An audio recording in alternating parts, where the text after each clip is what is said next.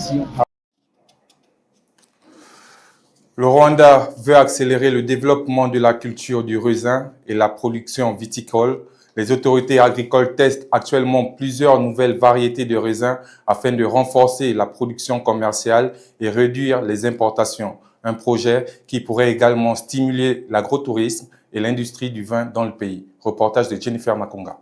Le gouvernement rwandais, à travers le Rwanda Agricole et Animal Resource Development Board, plus connu sous le nom de RAB, poursuit ses essais de nouvelles variétés de raisins dans le cadre de sa stratégie de développement de la viticulture commerciale. Les expérimentations ont débuté en 2022 et concernent principalement deux catégories: les raisins d'étape destinés à la consommation directe et les raisins utilisés pour la production de vin. Selon les responsables du programme horticole du RAB, plusieurs variétés sont actuellement à l'étude, notamment Muscat Blue ainsi que la variété Isabella déjà adaptée aux conditions locales. Les autorités agricoles expliquent que ces nouvelles variétés pourraient considérablement améliorer les rendements et permettre au Rwanda de développer une véritable industrie viticole dans les prochaines années. Si les résultats des essais sont concluants, les premières plantations commerciales à grande échelle pourraient débuter dès 2027. Aujourd'hui encore, la culture du raisin reste limitée au Rwanda et pratiquée par un nombre réduit d'agriculteurs. Mais le gouvernement voit dans cette filière une opportunité économique importante capable de générer davantage de revenus agricoles et de soutenir le développement du tourisme. Les spécialistes indiquent qu'un vignoble atteint généralement sa pleine production après 5 ans. À maturité,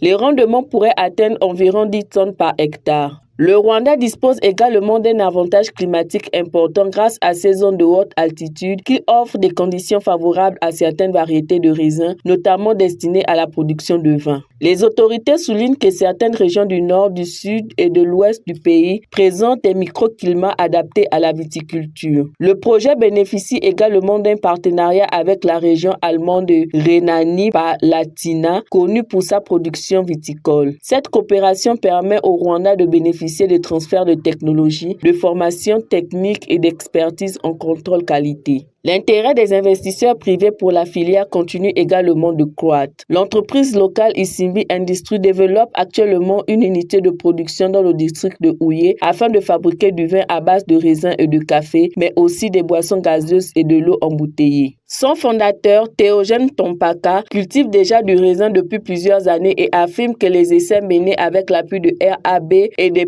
experts allemands ont confirmé le potentiel du Rwanda pour cette culture. Le pays explore également un ambitieux projet de domaine viticole combinant production de vin, tourisme et hôtellerie. Une initiative qui pourrait renforcer l'agrotourisme et diversifier davantage l'économie rwandaise. Selon les autorités agricoles, le développement de la viticulture permet non seulement de réduire les importations de raisins, mais aussi de créer de nouvelles opportunités d'exportation et de valorisation agricole. Le Rwanda ambitionne ainsi de se positionner progressivement parmi les nouveaux pays producteurs de vin en Afrique. Le Rwanda pourrait bientôt